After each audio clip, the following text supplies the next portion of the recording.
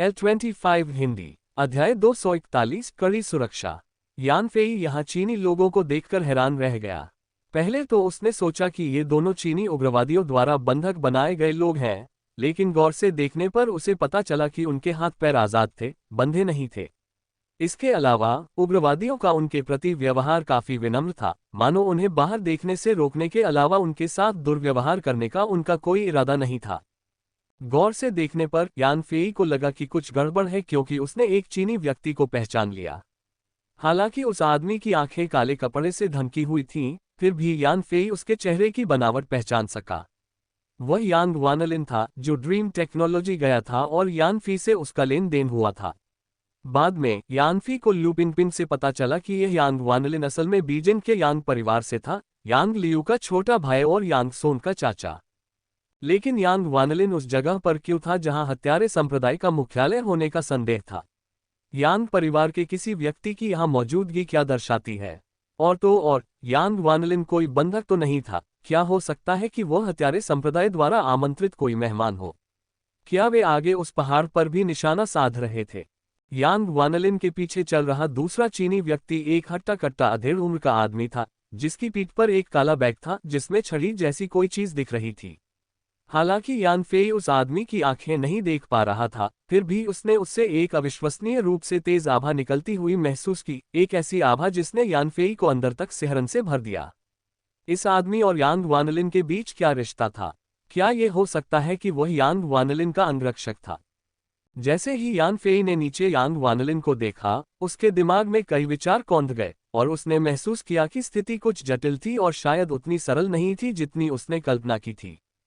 नीचे गाड़ियों के टायर बदलने लगे, जबकि हथियारबंद उग्रवादियों ने पास के पत्थरों पर आराम करना चुना। कुछ ने सिगरेट पी और आपस में बातें करने लगे। यांग वानलिन और वह हट्टा कट्टा अधेड़ आदमी भी आराम करने के लिए पत्थरों पर बैठ गए, लेकिन चुप रहे।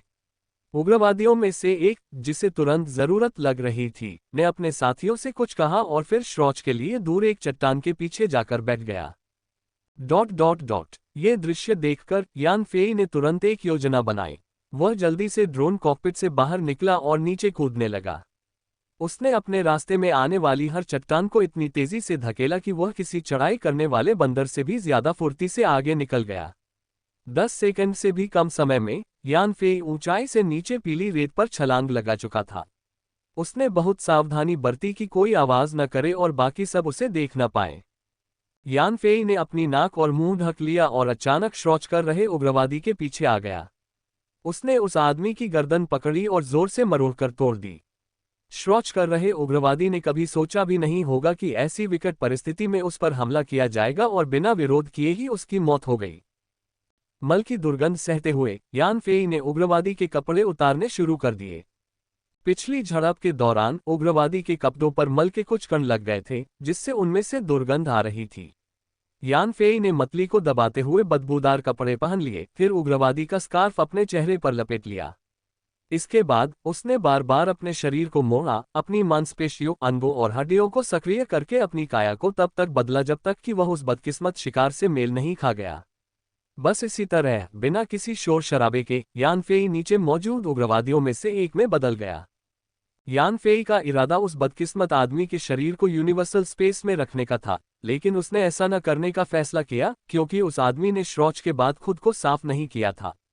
इसके बजाय उसने बस शरीर को कुछ पत्थरों के पीछे छिपा दिया और उस पर पीली रेत डाल दी। काम खत्म करने के बाद यान फेई ने जमीन से एक राइफल कंधे पर उठाए और धीरे धीरे वापस चलकर आराम कर रही भीड़ में घुल मिल गया। बाकी लोगों ने यान फेई से आ रही दुर्गंध को भांप लिया और खुद को उससे दूर कर लिया, जिससे वह पूरी तरह अलग थलग पड़ गया। इससे यान फेई के लिए बिना किसी की नजर पड़े समूह में घुसपैठ करना आसान हो गया।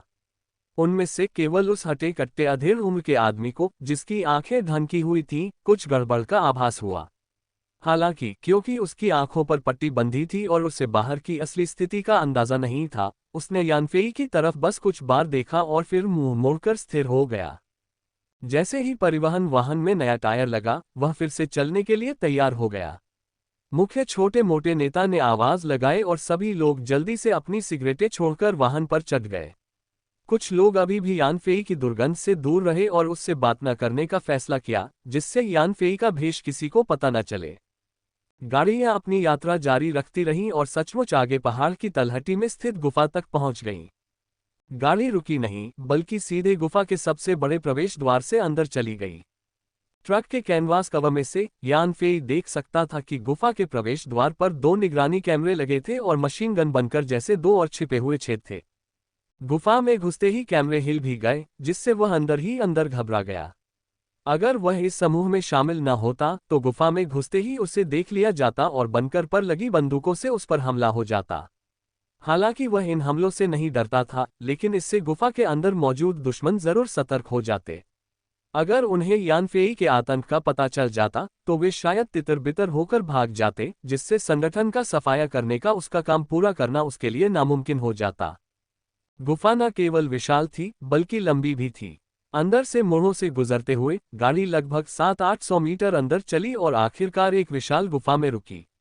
ये गुफा बहुत बड़ी थी, किसी मॉल की पार्किंग जैसी, और इसमें कई अन्य वाहन भी रखे हुए थे, जिनमें न केवल परिवहन ट्रक बल्कि बख्तरबंद गाड़ियां भी शामिल थीं। वह विशाल गुफा न केवल उस मुख्य मार्ग से जुड़ी थी जिससे यान फेई और उसका समूह अंदर आया था, बल्कि विभिन्न आकारों के कई अन्य गलियारों से भी जुड़ी थी। यान फेई तुरंत समझ गया कि ये मार्ग बाहर स्थित विभिन्न गुफाओं के प्रवेश द्वारों तक जाते होंगे। इस विशाल गुफा में प्रवेश करने के कई रास्ते थे, केवल वही नहीं जिससे वे गाड़ी चलाकर आए थे, जिससे ये स्पष्ट हो गया कि भागते हुए हत्यारे संप्रदाय के दूत ने दूसरी गुफा से अंदर आने का चुनाव क्यों किया था। गुफा में घुसते ही गाड़ी रुकी और नकाबपोश नेता चिल्लाया। सभी लोग हथियार लेकर गाड़ी से बाहर कूदने के लिए उठ खड़े हुए। यांग वानलिन और उस हटे कट्टे अधेड़ व्यक्ति को दूसरे नकाबपोश उग्रवादियों ने गाड़ी से बाहर निकलने में मदद की।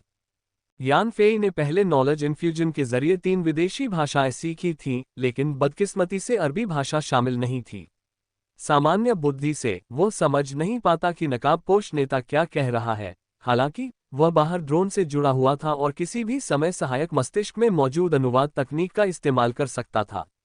सहायक मस्तिष्क द्वारा प्रदान किए गए तत्काल अनुवाद की मदद से यान फेई तुरंत समझ गया कि दूसरे पक्ष ने क्या कहा था। बेशक, चूंकि इस अनुवाद सामग्री को सहायक मस्तिष्क से होकर गुजरना जरूरी था, इसलिए प्रतिक्रिया समय थोड़ा ज्यादा होगा और दूसरों के साथ बातचीत के दौरान वह खामियां उजागर कर देगा।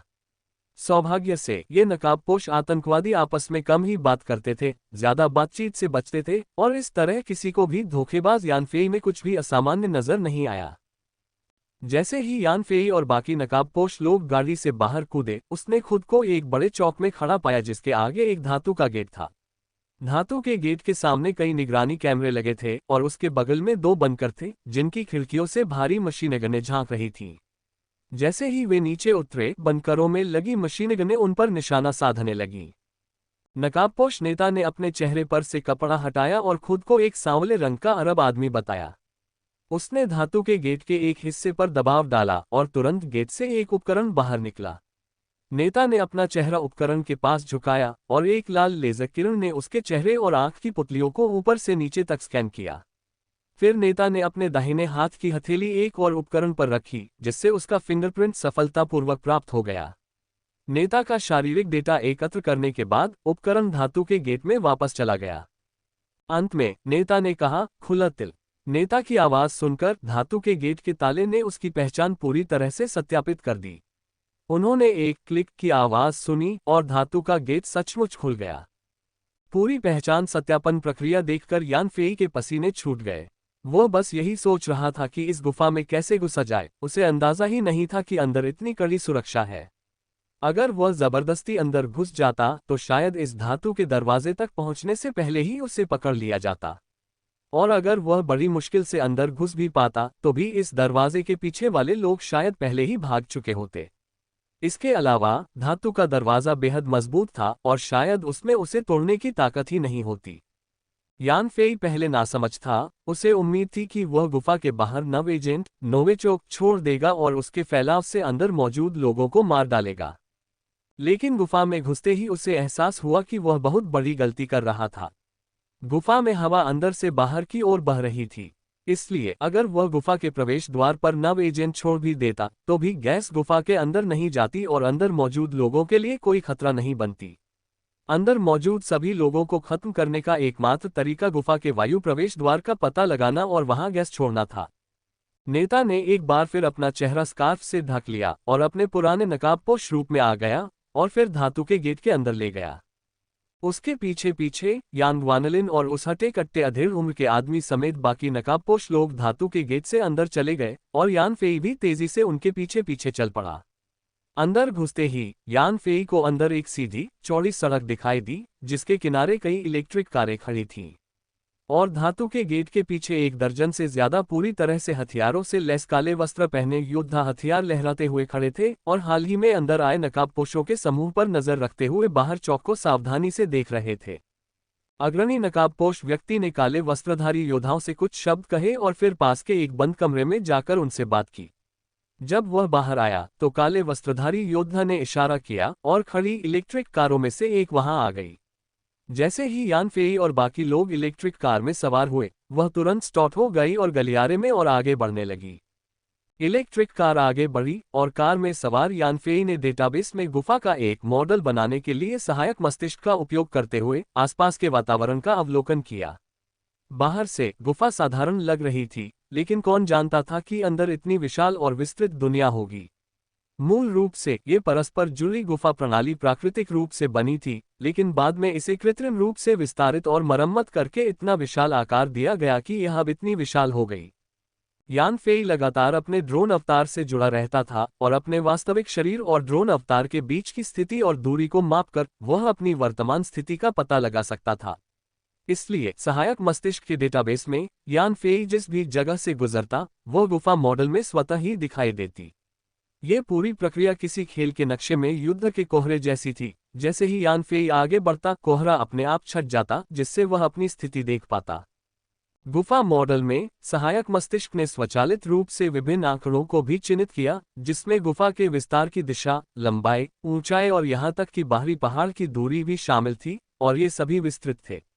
इस मॉडल और आंकड़ों की मदद से यान फेई गुफा के अंदर अपनी सटीक स्थिति जान सकता था, खो जाने से बच सकता था और अपने आगामी कार्यों को बहुत आसान बना सकता था। अब तक यान फेई को पूरा यकीन हो गया था कि यह हत्यारे संप्रदाय का मुख्यालय है। हत्यारे संप्रदाय के अलावा किसी और में इतनी ताकत नहीं थी कि यहाँ इतनी विशाल पहाड़ी गुफा बना सके। ये जानते हुए कि उसे सही जगह मिल गई है, वह और भी सतर्क हो गया। इलेक्ट्रिक कार तेजी से सुरंग से गुजरी, जो शुरू में तो बहुत सीधी और सपाट थी, लेकिन एक मोड़ मोड़ने के बाद घुमावदार और घुमावदार हो गई। गुफा की दीवारों को देखकर साफ पता चल रहा था कि यह मूल रूप से एक प्राकृतिक गुफा थी जिस पर हत्यारे संप्रदाय ने निर्माण किया था, जिसके कारण इसका वर्तमान विशाल आकार बना हुआ है। कई मोड़ों और ऊंचाई में बदलाव के बाद और गुफा के अंदर कम रोशनी के कारण यान फेई की दिशा बोध धीरे धीरे लुप्त हो गया था।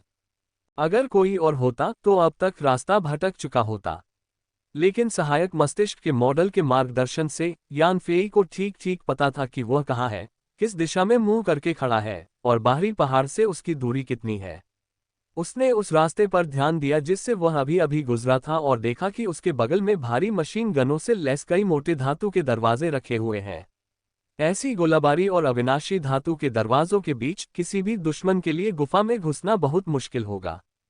20 मिनट से ज्यादा चलने के बाद कई मोड़ों, चढ़ावों और उतार चढ़ावों से गुजरते हुए इलेक्ट्रिक कार आखिरकार सुरंग के अंत में रुकी। यान फेई के सामने एक विशाल गुफा दिखाई दी जिसके बीच में एक बड़ा पार्किंग स्थल था और अंदर कई इलेक्ट्रिक कारें खड़ी थीं। गुफा के सामने लगभग एक दर्जन काले वस्त्रधारी योद्धा उस क्षेत्र की रखवाली कर रहे थे और उनके पीछे चट्टान में 4 बड़े लिफ्ट लगे हुए थे। इनके अलावा कोई और निकास द्वार नहीं था। जैसे ही उन्होंने आती हुई इलेक्ट्रिक कार देखी, योद्धा तुरंत पूछताछ करने के लिए आगे बढ़े।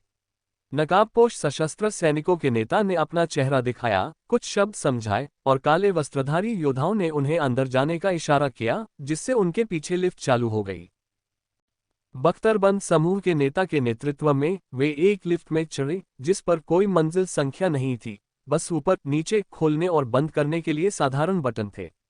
नेता ने ऊपर का बटन दबाया, लिफ्ट के दरवाजे अपने आप बंद हो गए और वे ऊपर चढ़ने लगे। यान फेई को लगा कि लिफ्ट काफी देर तक ऊपर उठती रही, लेकिन उसकी सही दूरी का पता नहीं था। ऑक्सिलरी ब्रेन के मॉडल के अनुसार लिफ्ट 340 मीटर ऊपर तक चढ़ती रही और फिर रुक गई। जब लिफ्ट रुकी तो यान फेई बाहर निकला और खुद को एक विशाल गुफा में पाया। ये गुफा किसी मानव नगर में एक व्यापारिक चौराहे की तरह थी। हालांकि यह बहुत बड़ी नहीं थी, लेकिन चौराहे पर लोगों की भीड़ थी, जिनमें बेफिक्र बच्चे, काले घूंघट वाली महिलाएं और सामान बेचने वाले व्यापारी शामिल थे। ये सभी एक साथ मिलकर एक जीवंत बाजार का दृश्य बनाते थे। चौक कई सड़कों से जुड़ा हुआ था, जहां लोग आते जाते रहते थे। यान फेई की नज़र से उसे सड़कों के किनारे बने घर धुंधले से दिखाई दे रहे थे, हालांकि उसे अंदाजा नहीं था कि वे कितने गहरे हैं। बाहरी पैमाने को देखकर ही अंदर की विशालता का अंदाजा लगाया जा सकता था। गुफा की छत के ठीक बीचों बीच एक विशाल झंडा टंगा था, जिससे यान फेई बहुत परिचित था। यह हत्यारे संप्रदाय का झंडा था। इस झंडे को देखकर यान फेई को पता चल गया कि वह सही जगह पर है, हत्यारे संप्रदाय के मुख्यालय पर।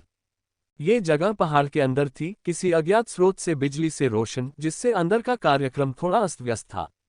बाहर सुबह का समय था और सभी आराम करने लगे थे, जबकि अंदर चहल पहल का माहौल था। इस विशाल भूमिगत शहर को देखकर यान फेई मन ही मन आश्चर्यचकित हुआ।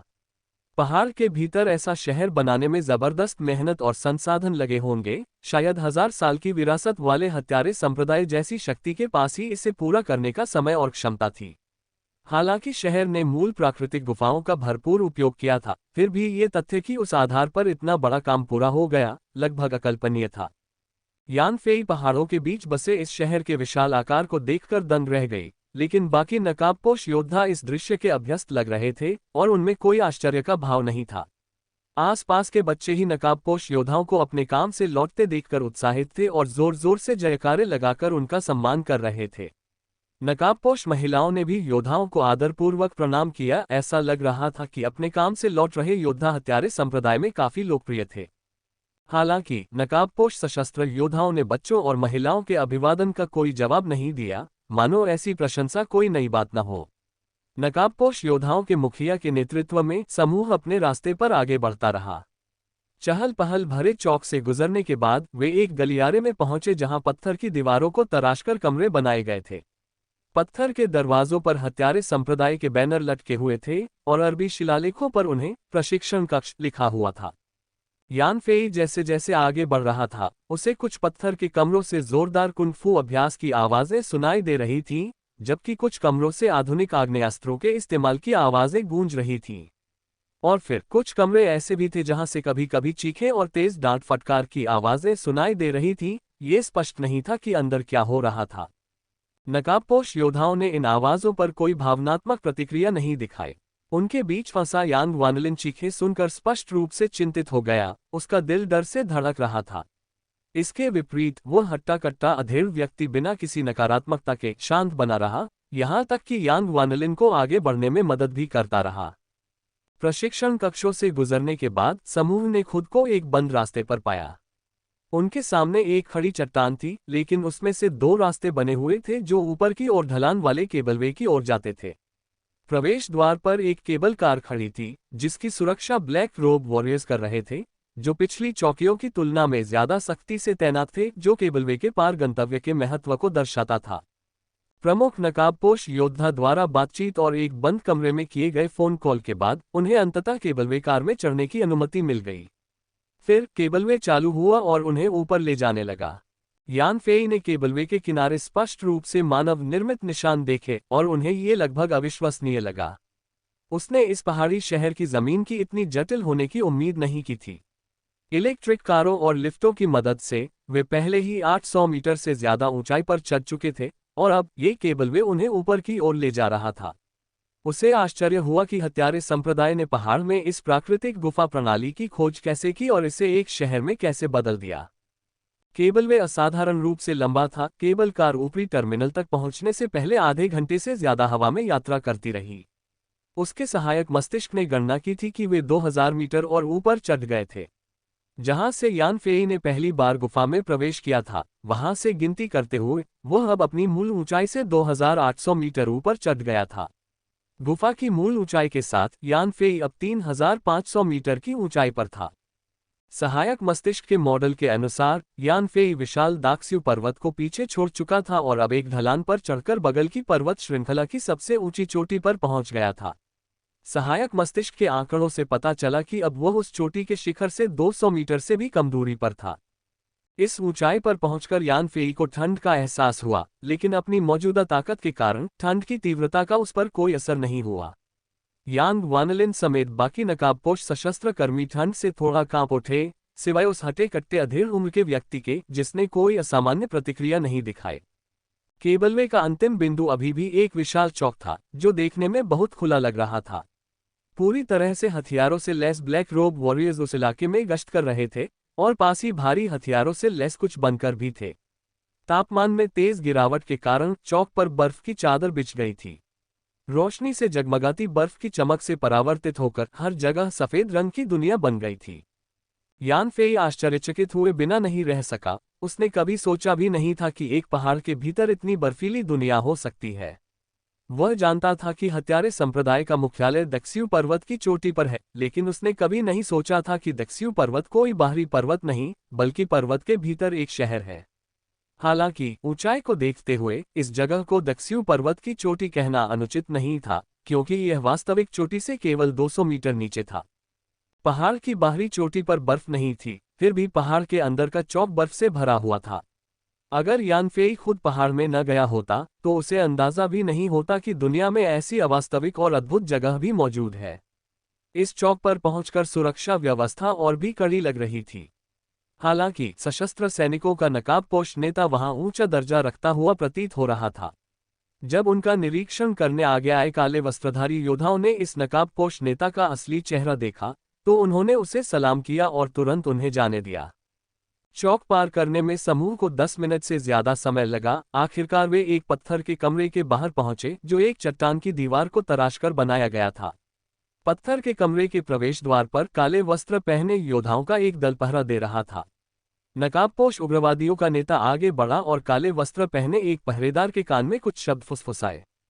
पहरेदार ने तुरंत दरवाजा खोला और पत्थर के कमरे में दाखिल हो गया। थोड़ी देर बाद पहरेदार बाहर आया और नकाबपोश नेता से कुछ बातें की।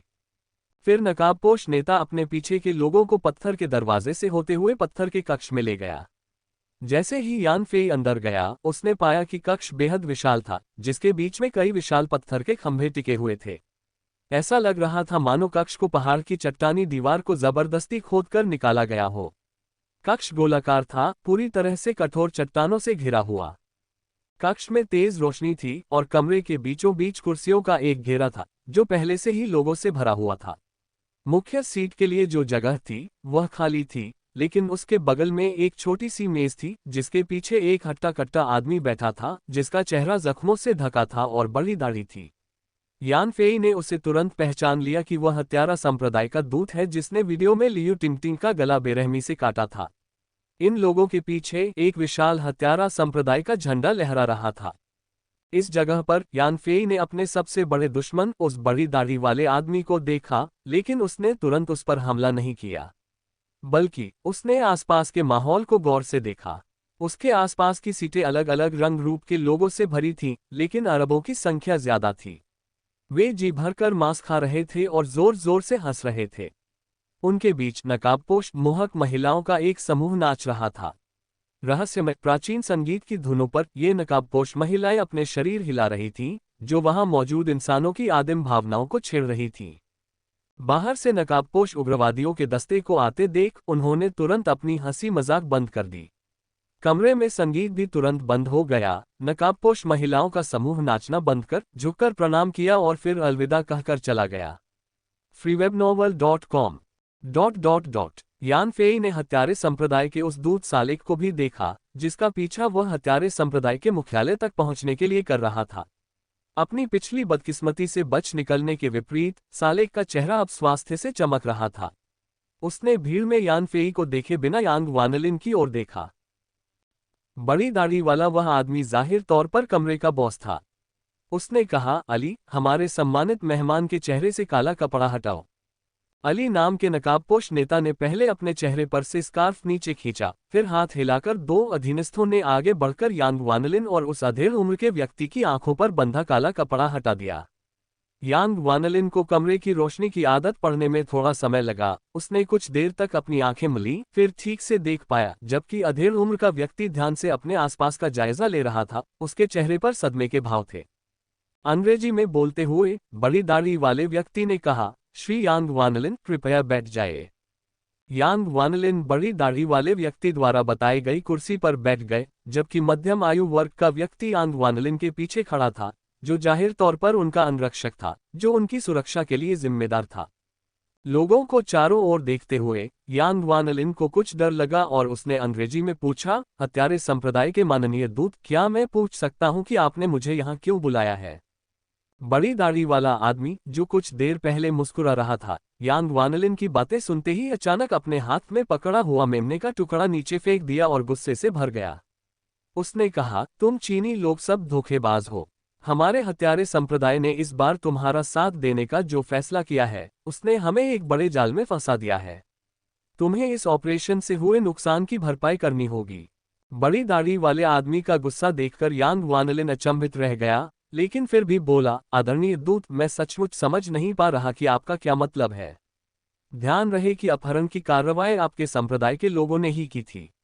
अगर अपहरण विफल हो गया तो आप इसकी जिम्मेदारी हमारे सिर कैसे मर सकते हैं? बड़ी दाढ़ी वाला आदमी गरजा, जब आपने हमसे पहली बार संपर्क किया था तब आपने हमें क्या बताया था? आपने कहा था कि यान फेई के पास न सिर्फ पैसा है, बल्कि वह अकेला भी है और उसके पास कोई मजबूत समर्थन नहीं है। अगर हम उसके लोगों का अपहरण भी कर लें तो भी वह मामले को सुलझाने के लिए पैसे देकर ही काम चला सकता है। किसने सोचा होगा कि यान फेई एक मूर्ख निकलेगा जो हमारे आगे झुकने के बजाय फिरौती की रकम से इनाम घोषित करना पसंद करेगा। इससे भी ज्यादा गुस्सा दिलाने वाली बात यह है कि किसी ने सचमुच उसकी बात मान ली, यान फेई के लोगों को हमसे छीन लिया और हमारे हत्यारे संप्रदाय को भारी नुकसान पहुंचाया। यह विफलता पूरी तरह से बीजिंग स्थित आपके यांग परिवार द्वारा दी गई गलत खुफिया जानकारी के कारण है, इसलिए आपको हमारे नुकसान की भरपाई करनी ही होगी। भीड़ में छिपे यान फेई को उस बड़ी दाढ़ी वाले आदमी की बातें सुनकर अचानक एहसास हुआ। पता चला कि लू पिंगपिंग का अपहरण असल में बीजिंग के यांग परिवार ने करवाया था। वह पहले यांग लियू की ईमानदार छवि से धोखा खा चुका था और उसे कभी शक नहीं हुआ था कि यांग लियू भी एक कुशल अभिनेता है। अगर आज हत्यारे संप्रदाय के आरोपों को प्रत्यक्ष रूप से न सुना होता तो यान फेई को शायद कभी यकीन ही न होता कि पर्दे के पीछे असली मास्टरमाइंड यांग परिवार ही है। यांग वानलिन ने कहा, आदरणीय दूत, हमने अपने पिछले सहयोग में ये स्पष्ट कर दिया था, यांग परिवार खुफिया जानकारी प्रदान करेगा, जबकि आपका अलहत्यारा संप्रदाय यान फेई के लोगों का अपहरण करने और फिर यान फेई से फिरौती मांगने के लिए जिम्मेदार होगा। हमारा यांग परिवार उसकी कंपनी को अपने नियंत्रण में ले लेगा जब उसकी पूंजी श्रृंखला टूट जाएगी और आप सफलतापूर्वक फिरौती प्राप्त करेंगे। प्रत्येक पक्ष को बिना किसी हस्तक्षेप के उसकी जरूरत की चीजें मिलेंगी। अब आपके अपहरण की विफलता के कारण हमारे यांग परिवार की योजनाएं पूरी नहीं हो पाई हैं और हमें भी एक बड़ा नुकसान हो रहा है, जिसका श्रेय अभी भी आपकी संलिप्तता को दिया जा सकता है। आप इस घटना का दोष यांग परिवार पर कैसे मढ़ सकते हैं? दाढ़ी वाले आदमी ने व्यंग्य किया, तुम चीनी लोग सचमुच चालाक हो, सही गलत को तोड़ मरोड़कर पेश करने में माहिर हो, खुद को निर्दोष साबित करते हो। मैंने सुना है कि यह तुम्हारे बड़े भाई यांग लियू की वजह से हुआ, जिसने यान फेई पर बहुत ज्यादा दबाव डाला और यान फेई की कम से कम 10 अरब अमेरिकी डॉलर की कंपनी को 3.5 अरब डॉलर में खरीदने की कोशिश की। इतना ही नहीं, उसने यान फेई का मजाक भी उड़ाया, जिससे आखिरकार यान फेई का रवैया पूरी तरह बदल गया और हताश होकर यान फेई ने अपने लोगों को बचाने के लिए ऑनलाइन हत्यारों को काम पर रख लिया। इस समस्या की जड़ अभी भी तुम्हारे हाथ में है, तुमने ही पूरी योजना को बर्बाद किया है, इसलिए तुम्हें इस मामले की जिम्मेदारी लेनी होगी। यांग वानलिन की आंखें इधर उधर घूम गईं और उन्होंने कहा, ये केवल हमारे परिवार की गलती नहीं है, तो आप केवल हमें ही जिम्मेदार क्यों ठहरा रहे हैं? दाढ़ी वाले आदमी ने ठंडी सांस ली, उंगलियां चटकाईं और पत्थर का दरवाजा खुल गया। 2 हटे कट्टे योद्धा अंदर आए और एक आदमी को यांग वानलिन के पैरों पर फेंक दिया। उस आदमी को देखते ही यांग वानलिन को एहसास हुआ कि वह संयुक्त राज्य अमेरिका से ग्रीनफील्ड कैपिटल का ज़ेपेलिन है। हालांकि ज़ेपेलिन उस समय दयनीय स्थिति में था, जख्मों से लथपथ, उसकी आंखें फूटी हुई, उसकी जीभ कटी हुई, उसके शरीर का निचला हिस्सा क्षत विक्षत और उसके हाथों और पैरों की नसें कटी हुई थीं, जिससे वह गतिहीन हो गया था और मौत के मुंह में जा पहुंचा था। ज़ेपेलिन की दुखद हालत देखकर यांग वानलिन बेकाबू होकर कांप उठा।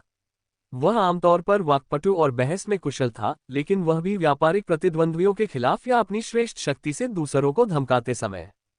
हालांकि वह कुशाग्र बुद्धि का था, फिर भी उनके पास उससे निपटने का कोई रास्ता नहीं था।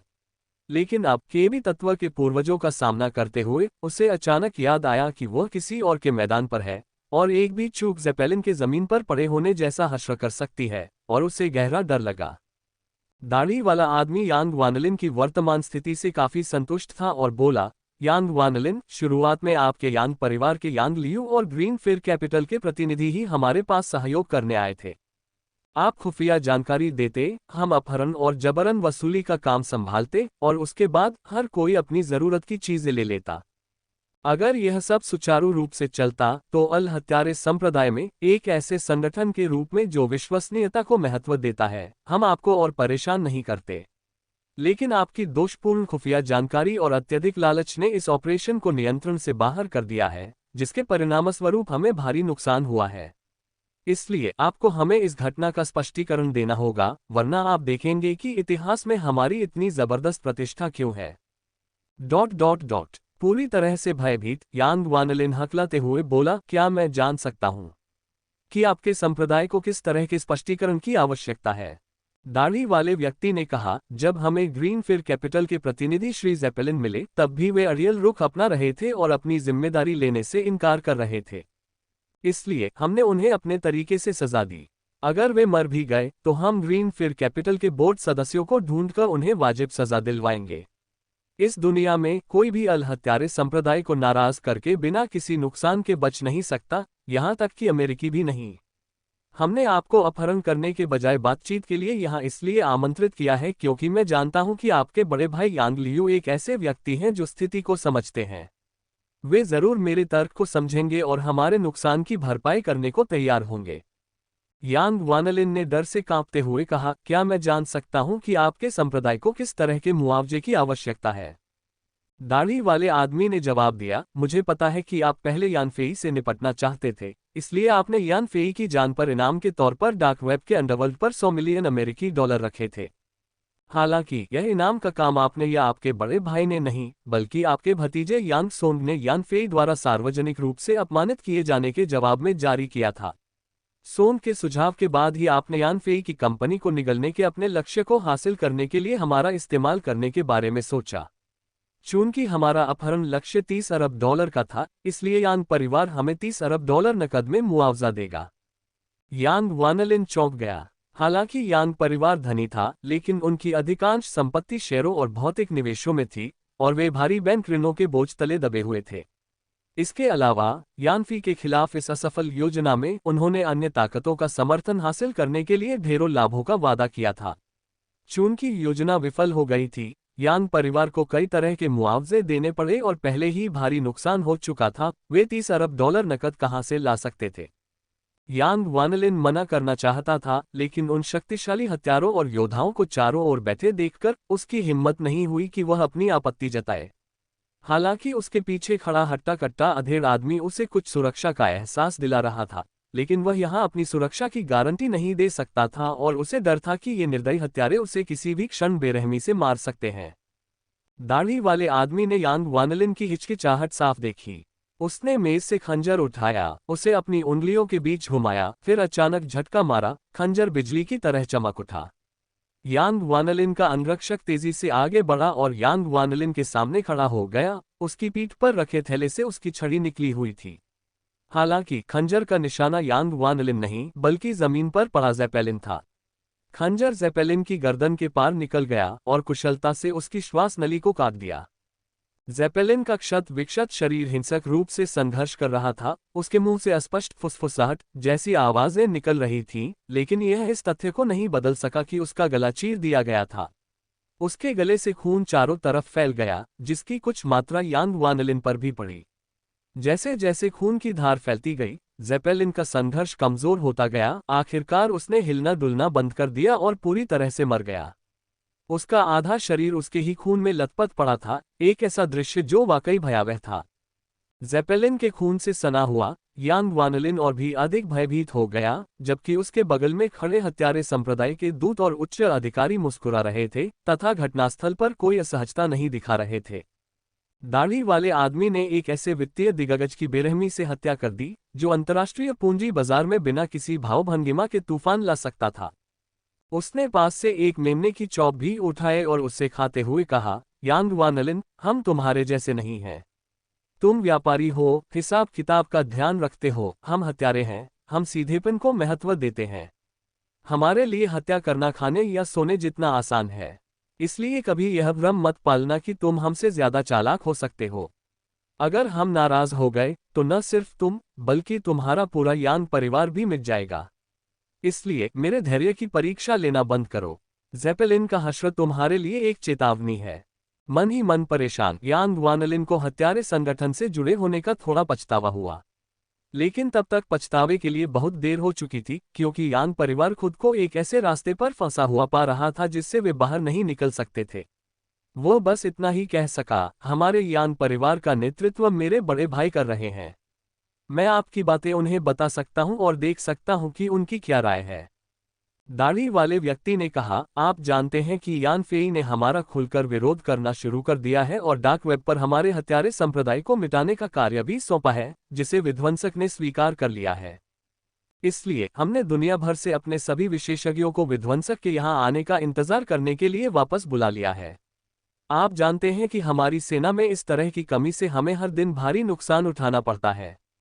चूंकि यह समस्या आपके द्वारा ही पैदा की गई है, इसलिए याद रखें कि हमारे 3 अरब अमेरिकी डॉलर केवल वर्तमान कीमत है। ये जितनी लंबी खींचेगी, हमारा नुकसान उतना ही अधिक होगा और कीमत उतनी ही अधिक होती जाएगी। यांग वानलिन ने अपने माथे से ठंडा पसीना पोंछा और कहा, मैं समझ गया। मैं अपने बड़े भाई यांग लियू से तुरंत संपर्क करूंगा और उन्हें आपके संप्रदाय की मांगें पूरी करने के लिए मनाने की कोशिश करूंगा। ... तभी दाढ़ी वाले आदमी ने संतोष से कहा, यही सही है। मैं अपने हत्यारे संप्रदाय की साख की कसम खाता हूं कि अगर तुम हमें तुरंत 3 अरब अमेरिकी डॉलर नकद दे दोगे तो हम तुम्हारे यांग परिवार को छोड़ देंगे और आगे से इस मामले को आगे नहीं बढ़ाएंगे। यांग वानलिन ने सावधानी से कहा, मुझे आशा है, मुझे आशा है। दाढ़ी वाले आदमी ने इकट्ठे हुए संप्रदाय के विशेषज्ञों और उच्चाधिकारियों की ओर देखा और कहा, सब लोग, संप्रदाय प्रमुख की अनुपस्थिति ने मुझे जिम्मेदार बना दिया है। तब से हमें अपने संप्रदाय के विरुद्ध खुलेआम उकसावे का सामना करना पड़ा है, जिसके कारण आपको दुनिया भर से वापस बुलाना पड़ा है। मुझे उम्मीद थी कि यह रक्षात्मक जवाबी हमला काफी समय तक चलेगा, लेकिन मैंने नहीं सोचा था कि यह इतनी जल्दी सुलझ जाएगा। ऐसा लग रहा है मानो स्वर्ग स्वयं हमारे हत्यारे संप्रदाय की देखभाल कर रहा हो। हत्यारे संप्रदाय के अन्य दूत और उच्चाधिकारी हैरान थे, उन्हें समझ नहीं आ रहा था कि दाढ़ी वाला आदमी क्या कहना चाह रहा है। अचानक दाढ़ी वाले आदमी ने भीड़ में यानफेई की ओर इशारा करते हुए कहा, विनाशक, जब तुम अपनी मर्जी से हमारे हत्यारे संप्रदाय में आए हो तो छिपकर क्यों रह रहे हो? अपनी असली पहचान क्यों नहीं बताते? दाढ़ी वाले आदमी को अचानक अपनी ओर इशारा करते और उसका नाम विध्वंसक पुकारते देखकर यानफेई चौंक गया। उसने सोचा भी नहीं था कि दाढ़ी वाला आदमी उस पल उसकी पहचान उजागर कर देगा। हालांकि जैसे ही उसे याद आया कि यह हत्यारा संप्रदाय है जहां हत्या की तकनीकों को एक कला के रूप में विकसित किया गया था, उसे राहत मिली। अगर संप्रदाय अपने मुख्यालय में घुसपैठ करने वाले दुश्मन का पता भी नहीं लगा पाता तो वे अनगिनत बार नष्ट हो चुके होते और इतिहास में इतनी दुर्जय प्रतिष्ठा कभी नहीं छोड़ पाते। यानफेई ने दाढ़ी वाले आदमी द्वारा अपनी पहचान उजागर होने पर भी इनकार नहीं किया। उसने अपना बदबूदार चोगा फाड़कर उसके नीचे का काला दमदार पहनावा दिखा दिया, फिर भी उसने अपना चेहरा नहीं ढका। वह खिलखिलाकर हंसा और बोला, हत्यारे संप्रदाय की प्रतिष्ठा के अनुरूप तुम में वाकई कोई न कोई हुनर है कि तुमने मेरी घुसपैठ का इतनी जल्दी पता लगा लिया। यानफेई को विध्वंसक के रूप में अपनी पहचान स्वीकार करते देख हत्यारे संप्रदाय के अन्य दूत और उच्चाधिकारी चौंक गए। उन्होंने जल्दी से अपनी मेजें पलटी, खड़े हुए, अपने हथियार निकाले और यानफेई को घेर लिया। पास खड़ा यांग वानलिन भी अचंभित रह गया। उसने यह उम्मीद नहीं की थी कि उसके साथ हत्यारे संप्रदाय के मुख्यालय में घुसने वाला कोई व्यक्ति संप्रदाय के साथ परेशानी मोल लेने की फिराक में होगा। पहले से ही घबराया हुआ वह तुरंत पीछे हट गया और भीड़ के पीछे छिप गया, जबकि हृष्ट-पुष्ट अधेड़ व्यक्ति उसकी सुरक्षा सुनिश्चित करते हुए उसके पीछे पीछे चल रहा था। घेरे में यानफेई को देखते हुए अधेड़ व्यक्ति की आंखें चमक उठीं। दाढ़ी वाले आदमी ने व्यंग्य करते हुए कहा, विध्वंसक, तुम हमारे हत्यारे संप्रदाय को कम आंकते हो? क्या तुमने सचमुच सोचा था कि सिर्फ इसलिए कि रास्ते में तुम जिस उपकरण से गुजरे थे उसने तुम्हें नहीं पकड़ा, तुम सुरक्षित रूप से हमारे यहाँ घुसपैठ कर सकते हो? यान फेई का दिल हिल गया और उसने पूछा, क्या आपके पास ये पता लगाने के लिए अन्य तरीके हैं कि कोई दुश्मन घुस आया है या नहीं? दाढ़ी वाले आदमी ने कहा, जिस रास्ते से आप अंदर आए हैं वहां आंखों से दिखाई देने वाली जगहों पर आपकी पहचान की जांच करने वाले कई प्रोग्राम लगे हैं, और आंखों से दिखाई न देने वाली जगहों पर भी उतने ही उपकरण आपको पहचान रहे हैं। इसलिए अगर आप पूरी तरह तैयार भी हैं और दिखाई देने वाली जांचों में पास भी हो जाते हैं तो भी छिपे हुए डिटेक्टर आपको पहचान लेंगे। उदाहरण के लिए, जिस लिफ्ट में आप पहली बार गए थे उसकी एक और पहचान है, वह है एक्स-रे डिटेक्टर। जैसे ही आप लिफ्ट में दाखिल हुए, एक्स-रे की रोशनी में हम आपको देख सकते थे। आपने जानबूझकर अपनी हड्डियों के बीच की जगह कम कर दी थी, जिससे आपका शरीर छोटा हो गया था, और इससे स्वाभाविक रूप से आपकी पहचान उजागर हो गई। यान फेई को इस स्पष्टीकरण से ज्ञान की प्राप्ति हुई। उसने सोचा भी नहीं था कि विरोधियों के पास इतने छिपे हुए आधुनिक उपकरण और यंत्र होंगे जो उसका असली रूप उजागर कर सकते थे। उसने पूछा, क्या तुमने मुझे उस लिफ्ट में पहचाना था? दाढ़ी वाले ने सिर हिलाते हुए कहा, हम इतने धीमे कैसे हो सकते हैं? अगर कोई दुश्मन लिफ्ट तक घुसपैठ कर भी लेता तो हमें पहले ही भारी नुकसान पहुंचा चुका होता। दरअसल जैसे ही तुम अली की टुकड़ी में शामिल हुए, हमारे लोगों ने तुम्हें देख लिया। तुम्हें जरूर उत्सुकता होगी, क्योंकि तुमने इतनी सफाई से हमारे योद्धाओं में से एक का भेष धारण किया था, फिर भी तुम्हें तुरंत कैसे पहचान लिया गया? सचमुच उत्सुक होकर यान फेई ने पूछा, मैं बहुत उत्सुक हूं, आपको मेरी पहचान कैसे पता चली? दाढ़ी वाले व्यक्ति ने समझाया, हमारे संप्रदाय के अनोखे कुंग फू का अभ्यास करने वाला हर व्यक्ति एक विशेष तरंग उत्सर्जित करता है। इस तरंग को केवल वही लोग पहचान सकते हैं जिन्होंने उसी कुंग फू का प्रशिक्षण लिया है, और बाहरी लोग चाहे कितने भी शक्तिशाली क्यों न हो, इसे नहीं पहचान सकते। मिशन पर जाते समय हमारे योद्धाओं के लिए एक दूसरे को पहचानने का यही सबसे कारगर तरीका है। जब आप पहली बार अली के दस्ते में शामिल हुए थे तो अली ने आप में कुछ गड़बड़ होने का एहसास किया था, क्योंकि आप में वह विशेष तरंग नहीं थी। लेकिन अली ने आपको तुरंत बाहर नहीं बुलाया, बल्कि वह आपको हमारे संप्रदाय मुख्यालय में ले आया। जब अली पहली बार धातु के दरवाजे में दाखिल हुआ तो वह एक बंद कमरे में गया था और मुझे लैंडलाइन पर कॉल करके स्थिति की जानकारी दी थी और आगे के निर्देश मांगे थे। मैंने उसे आपको यहां लाने के लिए कहा था। क्या आपको सचमुच लगता था कि आप हत्यारे संप्रदाय के सबसे गुप्त हिस्से में बिना किसी जांच के सिर्फ इसलिए घुसपैठ कर सकते हैं क्योंकि आपका चेहरा ढका हुआ था? ये हमारे संप्रदाय के सुरक्षा उपायों का घोर कम आंकलन होगा। अब जब आप इस कमरे में आ गए हैं जहां संप्रदाय के सभी कुलीन लोग मौजूद हैं, तुम लोग इकट्ठे हो, तुम बस अपनी मौत चाह रहे हो। तुम्हें मारकर हम उस कलंक से मुक्त हो जाएंगे जो तुमने हमारे संप्रदाय पर लगाया है। यान फेई को तब एहसास हुआ कि दाढ़ी वाले आदमी ने उसे क्यों खोज निकाला था। हत्यारे संप्रदाय के लोगों के भीतर ऐसे कूद जाल जैसे रहस्य छिपे हुए थे। उसे ये भी समझ में आया कि वह पत्थर के घर में आसानी से कैसे घुस पाया। विरोधी पक्ष उसे अपने जाल में फंसाना चाहता था। वो फिर हंसा और बोला, हत्यारे संप्रदाय की प्रतिष्ठा वाकई पहले से ही है, पहचानने का ऐसा तरीका। ये सचमुच समझ से परे है। कोई आश्चर्य नहीं कि यह इतने सालों से बिना किसी चुनौती के खड़ा रहा है।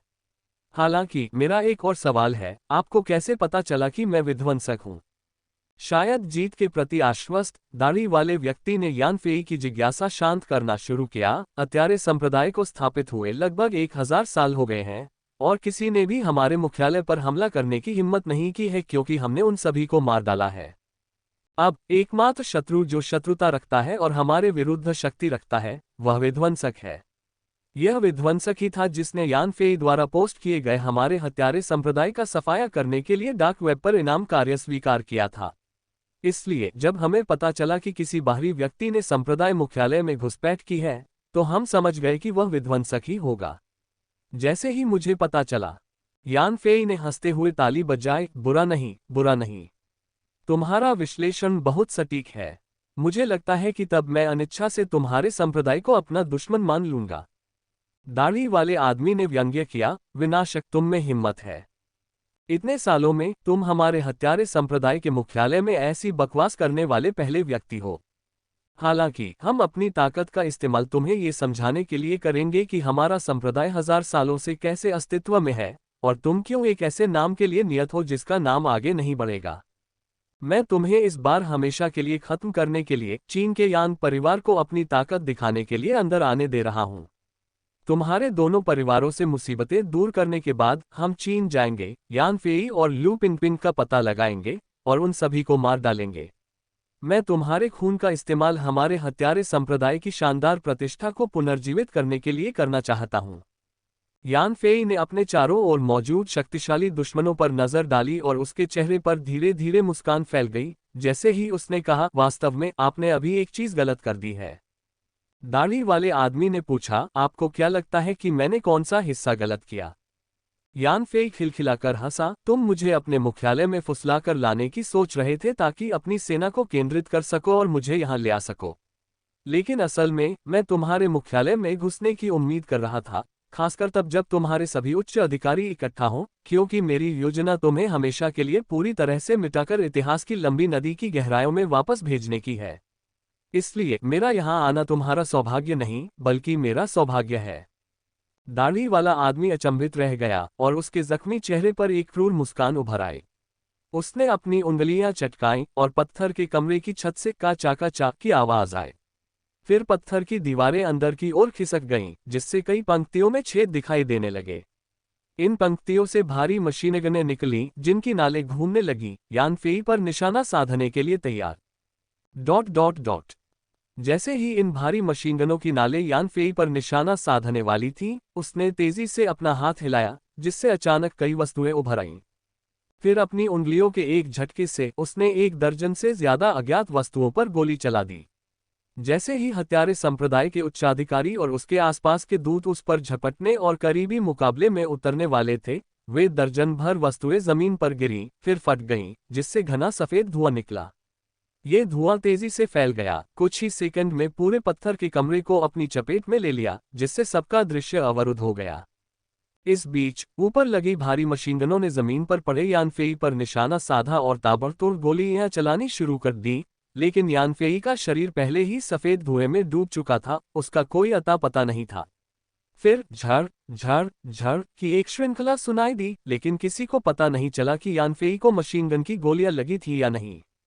यह महसूस करते हुए कि उसका भेद खुल गया है, यान फेई ने खुद को और नहीं छिपाया और अपनी पूरी ताकत लगा दी, हत्यारे संप्रदाय के साथ वहीं मौत के मुकाबले के लिए तैयार।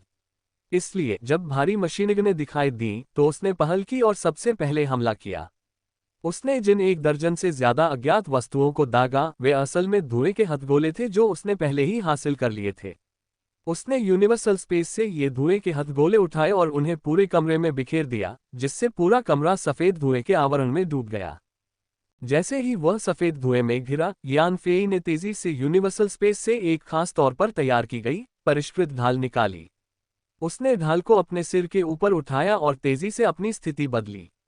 हालांकि ऊपर से भारी मशीनगनों की गोलियां बरस रही थीं, लेकिन वे सिर्फ ढाल पर लगी, यान फेई के शरीर को कोई नुकसान नहीं पहुंचा।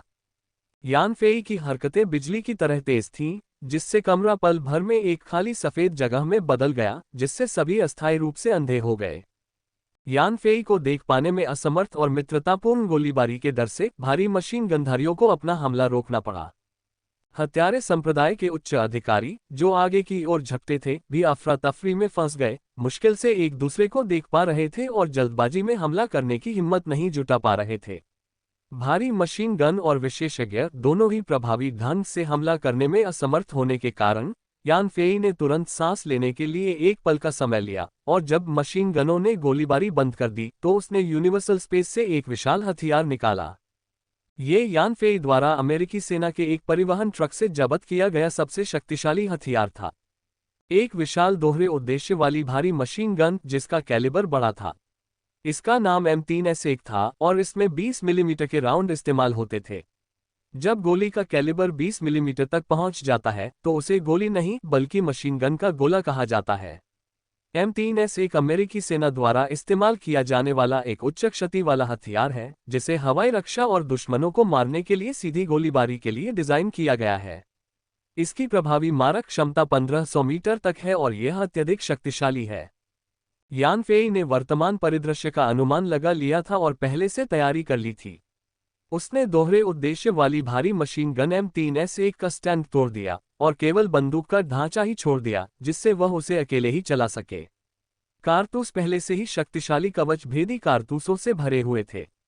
जैसे ही उसने दोहरे उद्देश्य वाली मशीन गन निकाली, उसने उससे ऊपर की ओर गोलाबारी की, जिससे फायरिंग पोर्ट और अंदर की मशीन गनें नष्ट हो गईं और ऊपर से आने वाला खतरा टल गया।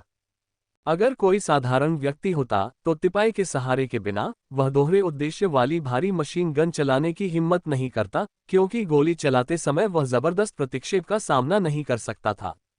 गोली चला भी पाए या नहीं, ये तो छोड़ ही दीजिए, इतना भारी प्रतिक्षेप ही किसी साधारण व्यक्ति के आंतरिक अंगों को चकनाचूर कर सकता था।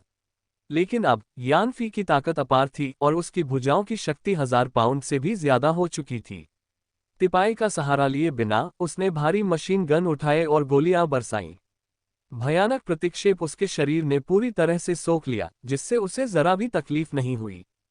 यान फेई ने अपने सिर के ऊपर के खतरे को बेअसर कर दिया और फिर बंदूक की नली घुमाकर चारों तरफ गोलीबारी शुरू कर दी।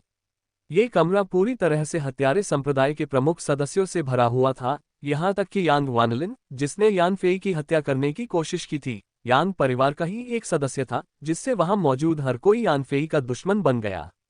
इस माहौल में 20 मिलीमीटर की मशीन गन से गोलीबारी करते हुए उसे स्वाभाविक रूप से किसी निर्दोष के मारे जाने की चिंता नहीं थी। यान फेई के हमले से अचंभित होकर हत्यारे बिना किसी चेतावनी के सफेद धुएं में गिर पड़े। सौभाग्य से वे अच्छी तरह प्रशिक्षित और अनुभवी थे, इसलिए अचानक ऐसे अंधेरे वातावरण में आने के बावजूद वे घबराए नहीं। इसके बजाय वे जल्दी से खुद को व्यवस्थित करने के लिए जोर से चिल्लाए, घने कोहरे में छिपे यान फेई को ढूंढने की कोशिश में।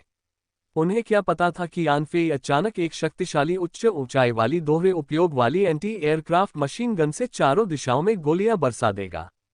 इस दोहरे उद्देश्य वाली मशीन गन के 20 मिलीमीटर के कवच भेदी गोलों की ताकत बेहद भयानक थी। इसकी मार से कुशल हत्यारे समय रहते बच नहीं पाए और लगातार गोलों के प्रहार से घायल होते रहे। कवच भेदी गोलों के लगते ही उनके शरीर मांस के टुकड़ों में बदल गए, पूरी तरह से मृत। हालांकि यान फेई भी अपने आसपास का कुछ नहीं देख पा रहा था, लेकिन उसकी सुनने की शक्ति बहुत तेज थी। वह जो भी आवाज सुनता उसकी ओर गोलियों की बौछार कर देता और उन जगहों पर दुश्मनों का सफाया कर देता। जल्द ही भारी मशीन गन का गोला बारूद खत्म हो गया और घटनास्थल से कोई आवाज नहीं आई, जिससे वहां पूरी तरह सन्नाटा छा गया। संप्रदाय के कुशल हत्यारों ने यान फेई को अपने मुख्यालय में फुसलाया था, ताकि वे अपनी संख्याबल का इस्तेमाल करके उसे मार सकें। लेकिन उन्होंने यह नहीं सोचा था कि उनके घर में एक खूंखार बाघ आ जाएगा, जिसके परिणामस्वरूप यान फेई ने एक हताश जवाबी हमले में पलटवार किया, जिससे भारी जनहानि हुई। इस्तेमाल हो चुकी हैवी मशीन गन को फेंककर यान फेई ने यूनिवर्सल स्पेस से थोड़ी कम शक्तिशाली 12.7 millimetre browning heavy machine gun निकाली। वह हैवी मशीन गन पकड़े हुए कमरे के अंदर की आवाजों को ध्यान से सुन रहा था। ... थोड़ी देर बाद कमरे में छाए सफेद धुएं ने आखिरकार छटना शुरू कर दिया। यान फेई ने चारों ओर देखा और पाया कि कमरे की दीवारों में 20 मिलीमीटर की मशीन गन से बड़े बड़े छेद हो गए थे और जमीन खून की नदी बन गई थी। क्षत विक्षत लाशें और कटे हुए अंग बिखरे पड़े थे। कभी प्रभावशाली रहे हत्यारे अब सिर्फ बेजान विकृत शरीर रह गए थे। प्राचीन काल में उनकी ताकत जबरदस्त होती थी, बिना किसी मुकाबले के जमीन पर कब्जा कर लेते थे। लेकिन आग्नेयास्त्रों के इस दौर में मार्शल आर्ट का जमाना बीत चुका था। यान फेई ने सिर्फ 20 मिलीमीटर कैलिबर की dual purpose heavy machine gun से इन सभी कठिन प्रशिक्षण प्राप्त मजबूत योद्धाओं को मार गिराया, जिससे मार्शल आर्ट के कलाकारों के लिए दुख की बात हो गई। कमरे के अंदर यान फेई के लिए अब कोई खतरा नहीं था। फिर भी वह सतर्क रहा, भारी मशीन गन लेकर जमीन पर टहलता रहा और जो भी शव जगह से बाहर दिखता उस पर ताबड़तोड़ गोलियां चलाता रहा, ये सुनिश्चित करते हुए कि कोई भी मौत का नाटक न कर रहा हो। उसने जल्द ही कमरे में सभी लाशों की जांच पूरी कर ली। मृतकों में उसे नकाबपोश उग्रवादी नेता अली मिला, जिसने उसे यहां आने के लिए धोखा दिया था, और साथ ही उसे लाने वाला दूत सालेक भी। लेकिन बड़ी दाढ़ी वाला आदमी स्पष्ट रूप से अनुपस्थित था। इसके अलावा यांग वानलिन और उसका अंगरक्षक बिना किसी निशान के गायब हो गए थे। यान फेई पूरी ताकत से गोलियां चला रहा था, जिससे बहुत शोर हो रहा था। कुछ देर के लिए उसकी सुनने की शक्ति कुछ कम हो गई थी, इसलिए उसे पता ही नहीं चला कि उस दौरान कमरे से कोई बाहर गया था या नहीं। अब लाशों के बीच से तीनों के नदारद होने का मतलब सिर्फ यही था कि वे प्रवेश द्वार पर लगे पत्थर के दरवाजे से भाग गए होंगे। कमरे के अंदर ताबड़तोड़ गोलीबारी शुरू हो गई थी और बाहर गश्त कर रहे ब्लैकरोब योद्धाओं को तुरंत एहसास हो गया कि कुछ गड़बड़ है। उन्होंने अपनी सेना को कमरे के चारों ओर इकट्ठा करते हुए सीटियां बजानी शुरू कर दी। जैसे ही यान फेई यूनिवर्सल स्पेस से बुलेट प्रूफ जैकेट पहनकर पहाड़ों में हत्यारे संप्रदाय द्वारा बनाए गए इस शहर को पूरी तरह से नष्ट करने के लिए निकलने ही वाला था, दाईं ओर से एक क्लिक की आवाज आए। चौंक कर उसने भारी मशीनगन उस दिशा में घुमाए और गोलियों की बौछार कर दी। यान फेई ने सहज ही अपनी बंदूक शोर के स्रोत की ओर तान दी। 12.7 मिलीमीटर की गोलियों से पत्थर के टुकड़े हर जगह उड़ गए, लेकिन वहां कोई दुश्मन नहीं मिला। यान फेई को कुछ गड़बड़ का आभास हुआ जब उसने अपने पीछे एक फुसफुसाहट की आवाज सुनी। उसने मुड़कर देखा, भारी मशीन गन पूरी गति से फायरिंग कर रही थी। तभी उसने देखा कि एक लाश उड़ती हुई उसकी ओर आ रही है। भारी मशीन गन से निकली गोलियों की बौछार में लाश तुरंत गल बचकर ढेर में बदल गई। उसी क्षण लाश के नीचे एक ब्लेड की चमक चमकी ठंडी रोशनी से जगमगाती एक तलवार अचानक प्रकट हुई और बिजली की तरह यान फेई की ओर वार करती हुई। अचानक यान फेई ने देखा कि तलवार उसकी निजी जगह पर घुसपैठ कर रही है। इतनी नजदीकी से भारी मशीन गन अब और फायर नहीं कर सकती थी। उसने तलवार को रोकने के लिए तुरंत भारी मशीन गन को क्षैतिज रूप से घुमाया। एक चीख के साथ दांत पीसने जैसी आवाज सुनाई दी जब तलवार ने भारी मशीन गन की नली को आधा काट दिया। एक पतली सी कटार बढ़िया स्टील से बनी एक भारी मशीन गन की नली को कैसे काट सकती है, ये सोचना ही अपने आप में अविश्वसनीय था। हालांकि मशीन गन की नली को चीरने के बाद कटार भी दो टुकड़ों में टूट गई और आपस में ही नष्ट हो गई। यान फेई पर अचानक हमला हुआ। उसने पहली लहर को रोका और तेजी से पीछे हटते हुए अपने हाथ में पकड़ी क्षतिग्रस्त भारी मशीन गन फेंक दी। इतनी नजदीकी से टूटी हुई नली वाली मशीन गन कटार से भी कम उपयोगी थी। तभी उसने देखा कि एक आकृति अचानक उसके सामने प्रकट हुई। आकृति ने भी टूटी हुई कटार फेंक दी और एक कटोरे जैसी बड़ी मुट्ठी यान फेई के चेहरे की ओर तान दी। तभी यान फेई को एहसास हुआ कि उसका छुपकर हमला करने वाला वही गायब दाढ़ी वाला आदमी था। शुरुआत में मशीन गन की गर्जना सुनकर दाढ़ी वाला आदमी अपनी सीट के पीछे एक गुप्त डिब्बे में छिप गया था। उसे शक था कि कोई गड़बड़ है। उसने जवाबी कार्रवाई के लिए बाहर कूदने से पहले यान फेई की गोलियों के खत्म होने का इंतजार किया। जवाबी हमले से पहले घर के लेआउट से वाकिफ दाढ़ी वाले आदमी ने एक छिपा हुआ बटन दबाया जिससे कमरे के दूसरी तरफ शोर मचा और यान फेई का ध्यान भटक गया। फिर वह एक लाश को ढंक कर बाहर निकला और एक कटार से भारी मशीन गन की नली काटने में कामयाब रहा।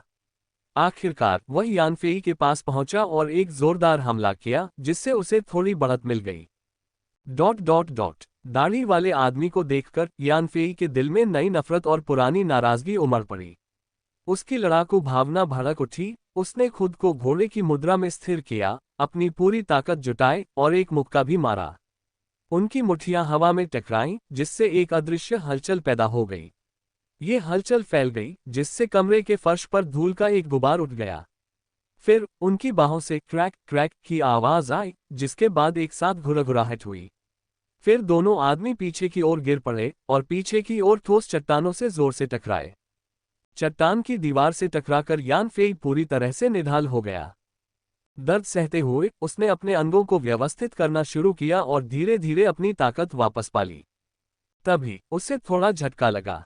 ड्रोन के अपग्रेड की वजह से उसकी शारीरिक स्थिति कई गुना मजबूत हो गई थी, इसलिए उसकी शारीरिक शक्ति किसी भी जन्मजात विशेषज्ञ के बराबर थी।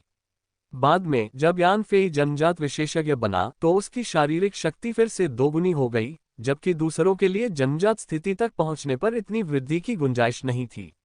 इस प्रकार उसकी शक्ति अब अन्य जन्मजात विशेषज्ञों की तुलना में कम से कम दोगुनी थी। इन्नेट एक्सपर्ट बनने के बाद यान फेई ने अपनी सारी शारीरिक शक्ति को एक साथ लगाना शुरू कर दिया और एक ही वार में 80% से ज्यादा शक्ति का इस्तेमाल करने लगा। इसलिए उसे अपनी शक्ति पर पूरा भरोसा था और वह खुद को इन्नेट क्षेत्र में सबसे ताकतवर मानता था। हालांकि इस दाढ़ी वाले आदमी से भिड़ने पर उसे अपने प्रतिद्वंद्वी की शक्ति भी बहुत ज्यादा लगी। इस सीधी टक्कर में यान फेई के पैर उखड़ गए, यहां तक कि वह थकावट की हालत में भी पहुंच गया। यान फेई का आश्चर्य दाढ़ी वाले आदमी के आश्चर्य के सामने कुछ भी नहीं था। अपार शक्ति और उच्च जन्मजात युद्ध कौशल के साथ जन्मे दाढ़ी वाले आदमी ने बहुत पहले ही जन्मजात क्षेत्र में प्रवेश कर लिया था और अपनी सारी शक्ति को एक में समाहित करने के करीब था, जन्मजात शिखर के निकट। संप्रदाय के नेता पहाड़ों के बूढ़े हुओशान के अलावा कोई भी उसके पूर्ण शक्ति प्रहार का सामना नहीं कर सका, जिससे उसका आत्मविश्वास बढ़ गया और इसीलिए उसने यान फेई से सीधे भिड़ने का फैसला किया। लेकिन दाढ़ी वाले आदमी को ये देखकर आश्चर्य हुआ कि अचानक प्रकट हुआ यह आदमी, जो खुद को विध्वंसक बता रहा था, वास्तव में उसके पूरे जोर के प्रहार को झेलने में सक्षम था। इसके अलावा विध्वंसक के पूरे जोर के जवाबी हमले ने उसे अंदर से कमजोर कर दिया था। लेकिन उसकी ऊर्जा में तेजी के साथ उसकी ताकत भी धीरे धीरे वापस आ गई। इस शुरुआती टकराव से ही दोनों को एक दूसरे की ताकत का अंदाजा हो गया था। वे एक दूसरे के बराबर के प्रतिद्वंद्वी थे। दोनों ही पक्ष एक दूसरे की ताकत को लेकर थोड़े सतर्क थे और जल्दबाजी में कोई कदम उठाने की हिम्मत नहीं जुटा पा रहे थे। वे अपनी ऊर्जा बहाल करने के लिए पत्थर की दीवार से टिक गए। तभी पत्थर के कमरे के बाहर से काले वस्त्रधारी योद्धाओं की तेज चीखें सुनाई दी। उनके समूह को आखिरकार कुछ गड़बड़ का पता चल गया था और वे जल्दी से अंदर जाकर जांच करने के लिए इकट्ठा हो रहे थे। बाहर काले वस्त्रधारी योद्धाओं का शोर सुनकर यान फेई चिंतित हो गया। अगर यह पहले होता तो उसे इन काले वस्त्रधारी योद्धाओं की चिंता नहीं होती। हालांकि दाढ़ी वाले आदमी से पैदा हुए बड़े खतरे के साथ अगर योद्धाओं के हथियार भी उसमें शामिल हो जाते तो उसकी स्थिति बेहद भयावह हो जाती। जब यान फेई ने दोहरे उद्देश्य वाली मशीन गन से गोलीबारी शुरू की तो दाढ़ी वाला आदमी छिप गया था, इसलिए उसे कमरे की मौजूदा स्थिति का जायजा लेने का समय नहीं मिला। सांस लेते हुए उसने देखा कि पत्थर के कमरे में मौजूद हत्यारे संप्रदाय के सभी कुलीन सैनिक मारे जा चुके थे और उसके अलावा कोई नहीं बचा था। इन उच्च अधिकारियों की मृत्यु के साथ हत्यारे संप्रदाय का नामो निशान ही खत्म हो गया था। दाढ़ी वाले आदमी को गहरा दुख और क्रोध हुआ। बाहर काले वस्त्रधारी योद्धाओं से यान फेई का ध्यान भटकता देख वह अचानक आगे की ओर लुढ़का और पत्थर की दीवार के दूसरी ओर चला गया। उसने दीवार पर हाथ रखा और दरार से एक तेज तलवार निकाली, फिर बिजली की गति से यान फेई पर वार किया। यान फेई ने जमीन पर गिरी एक ढाल उठाए और उसे तुरंत अपने सामने रख दिया। तलवार ने ढाल पर एक धीमी सी डिंग जैसी आवाज के साथ वार किया। फिर यान फेई को यकीन नहीं हुआ कि तलवार ने उस महीन स्टील की ढाल को भेद दिया और उसकी छाती की ओर बढ़ती रही।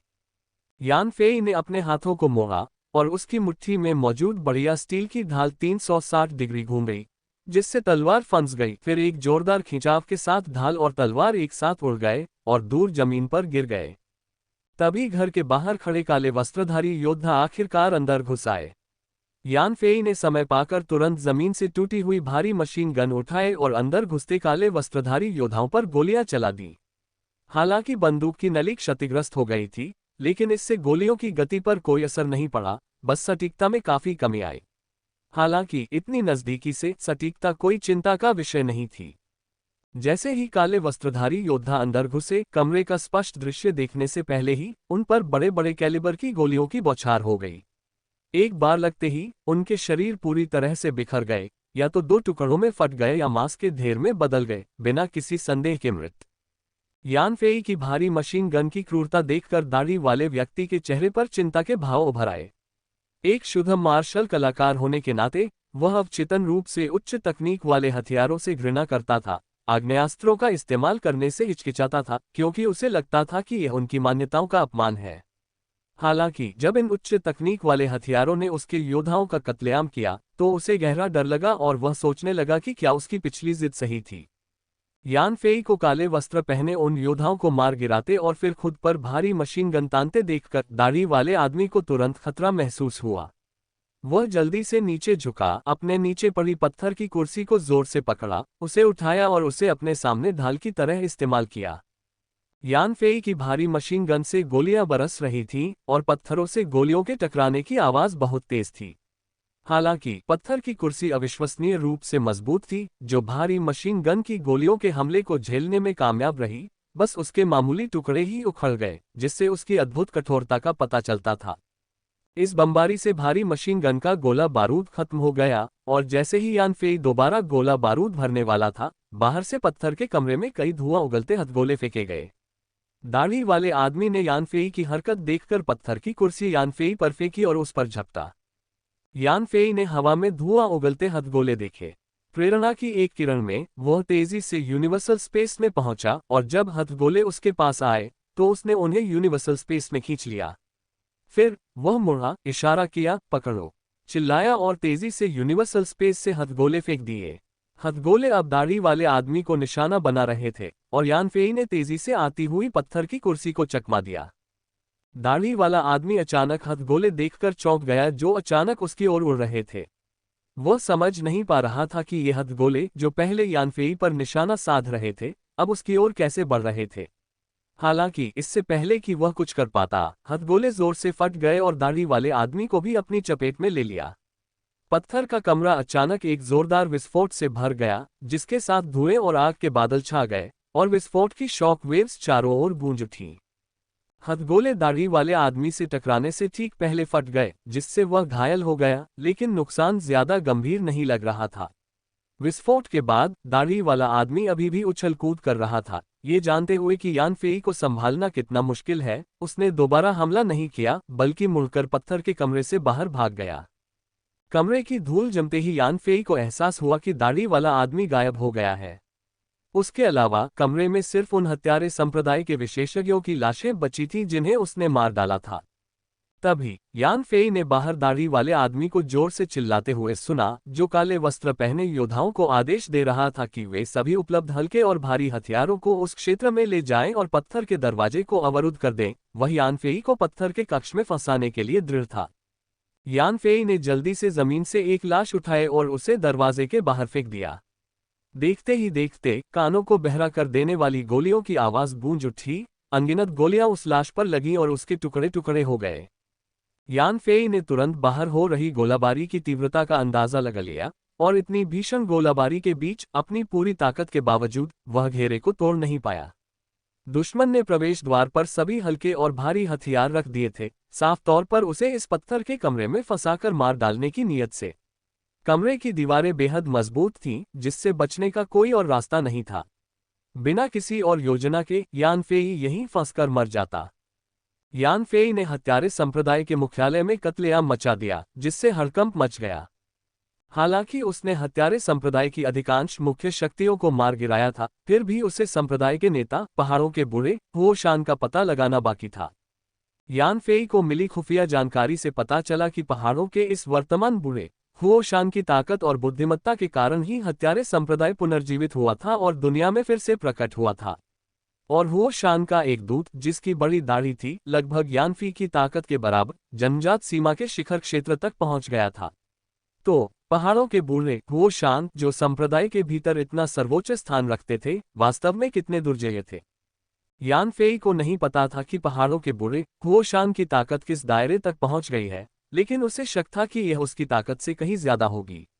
इसलिए अगर यानफेई इन लोगों के बीच फंसा रहा तो पहाड़ों के बूढ़े हुओशान के लौटने पर उसके लिए बेहद खतरा पैदा हो जाएगा। अगर हुओशान ने कोई चाल चली तो यानफेई न सिर्फ अपना बदला लेने में नाकाम हो सकता था, बल्कि विरोधियों के हाथों मारा भी जा सकता था।